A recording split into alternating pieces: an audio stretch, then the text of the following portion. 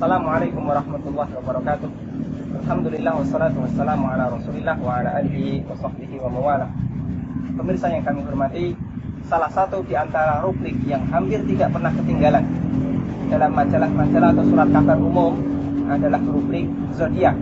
Alhamdulillah di kesempatan ini kita diberi kesempatan oleh Allah Subhanahu wa taala untuk bertemu dengan dua narasumber, Ustaz Abu Isa dan Ustaz Afifi.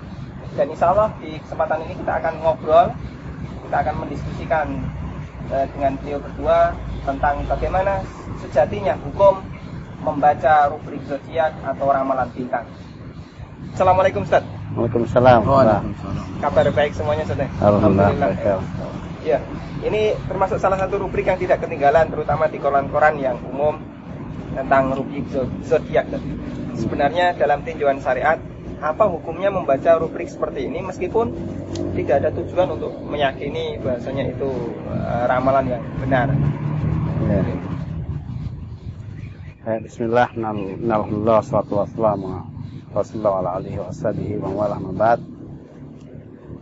Terkait dengan masalah zodiak memang sudah kita ketahui sangat menyebar di tengah kaum muslimin bahkan. Jadi sesungguhnya itu kan terkait dengan perbintangan ya.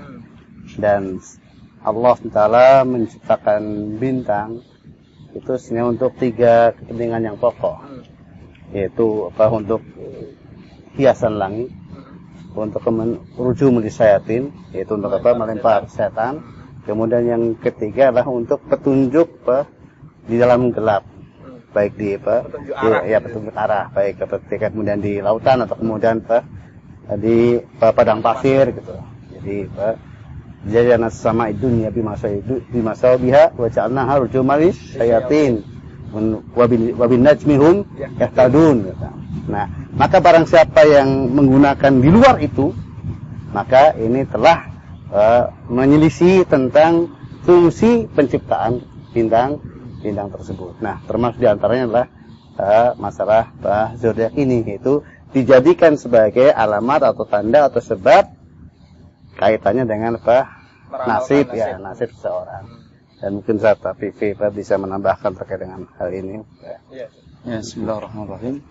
Bukan telah sampaikan Ustaz Abu Isa di pembahasan tadi, bahwasanya bintang diciptakan Allah untuk 3 hal, yaitu zinatul lisama, kemudian untuk alamatun tadabi, kemudian untuk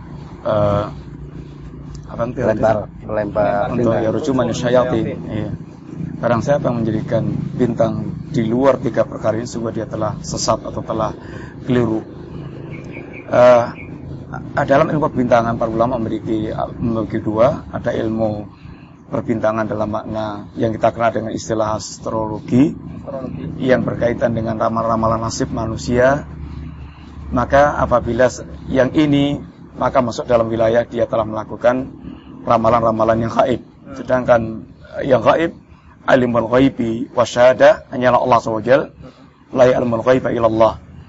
Akan tapi seandainya yang dimaksudkan dengan perbintangan itu adalah ilmu astronomi, ini ilmu tentang perjalanan bintang-bintang, maka mayoritas para ulama mereka membolehkan karena tidak berkaitan masalah nasib, ramalan nasib pada manusia.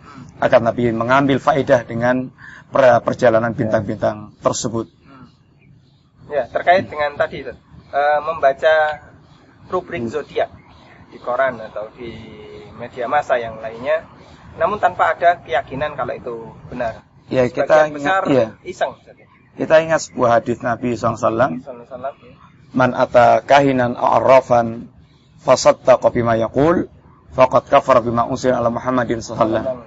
Ini satu hadis. Barang siapa yang dia mendatangi dukun atau paranormal, kemudian dia membenarkan apa yang dikatakan dukun atau paranormal tersebut, maka dia telah mengingkari Al-Quran yang diturunkan kepada Rasulullah SAW. Karena Al-Quran menerangkan tentang yang gaib, yang mengetahuinya Allah SWT, sehingga sedangkan dukun dan paranormal mereka menyangka dirinya mengetahui yang gaib, sehingga sungguh apabila dia mempercayai perkataan dukun, dia telah mengingkari Al-Quranul Karim.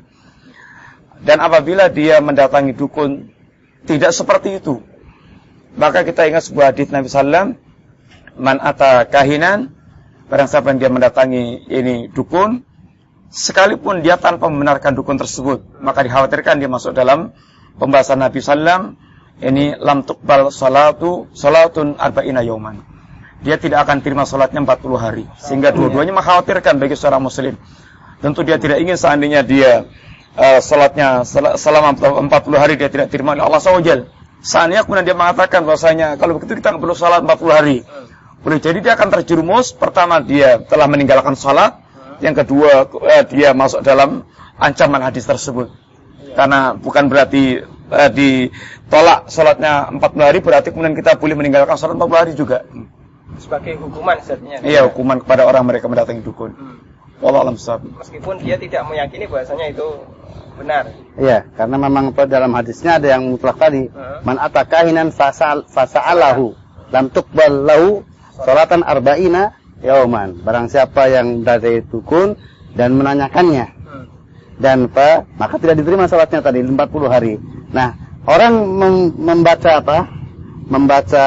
koran atau majalah atau kemudian tabloid, topik zodiak kan dia berarti bertanya.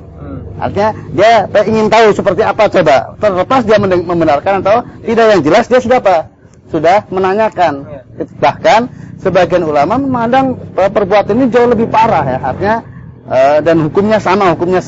Bahkan kalau kita cermati bisa lebih parah. Kalau kemudian seorang membeli, karena apa? Kalau kemudian dia mendatangi dukun, kan mungkin cuma dia sendiri yang terkait dengan itu, yang bertanya. Tapi kalau kemudian korannya atau majalahnya yang dibawa ke rumah, kan seluruh keluarganya, bahkan ya lebih parah hukumnya daripada yang tadi dia datang gitu. Sekalipun hanya untuk iseng misalnya. Kalau sebatas terbaca misalnya kita baca satu mapping yang ada korannya, kemudian itu ada rugi zodiak, ada zodiak begitu. Apakah masih termasuk seperti itu, Ustaz? Ya, jadi begini. Jadi memang terkait dengan sebuah perbuatan tidak bisa dipisahkan dengan niat. Innamal a'malu binniyat.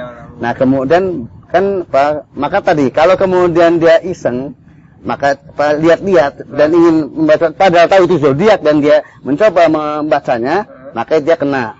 Nah, karena ya sebagaimana ada dukun iseng tanya gitu, maka dia kena larangan. Karena kan tidak boleh seseorang itu bermain-main dan sesuatu yang kesyirikan. Tapi kalau kemudian seseorang membacanya kemudian ingin mengetahui kedustaannya, atau kemudian ingin seorang ustaz atau seorang dai membaca kemudian dustanya kalau salah. Sebagaimana itu dijelaskan oleh para ulama bahwasanya seorang yang mendatangi dukun dalam rangka untuk mengingkari atau mendustakannya itu matlub, bahkan ya kadang bisa wajib demi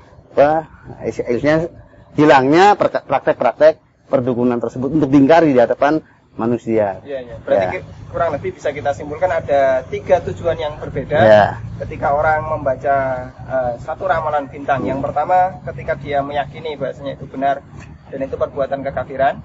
Kemudian dia hanya sebatas membaca namun tidak meyakini dan itu terancam sholatnya tidak diterima selama 40 hari. Dan yang ketiga, dia membaca untuk membuktikan bahwasanya itu adalah dusta karena tidak sesuai dengan realita yang dia alami. Misalnya semacam ini diperbolehkan saja. Iya, sebagaimana yang Rasulullah mendatangi Ibnu Sayyad yang dia terkenal sebagai dukun.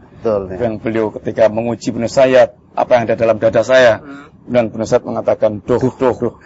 Sehingga kata Nabi, kamu nggak ada apa-apanya, kamu nggak bisa melampaui batas Anda sebagai dukun.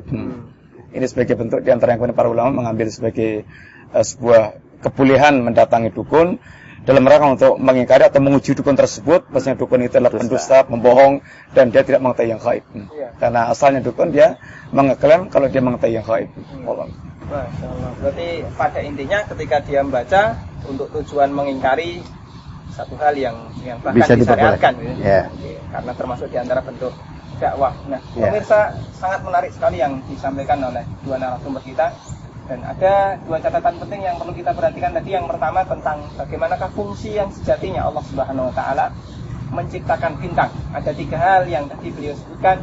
Yang pertama adalah sebagai hiasan bagi langit, yang kedua untuk lemparan setan, dan yang ketiga fungsi bintang adalah sebagai penunjuk arah ketika seseorang berada di kegelapan malam atau berada di tempat seperti di padang pasir.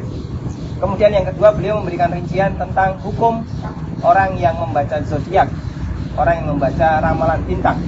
Bahasanya tindakan seperti ini dilihat dari latar belakang dan niat ketika orang itu membacanya. Ada 3 niat yang tadi telah kita kupas dan telah disampaikan. Namun pada kesempatan ini kita cukupkan sampai demikian. Mudah-mudahan apa yang disampaikan menjadi ilmu yang bermanfaat bagi kita. Wassalamualaikum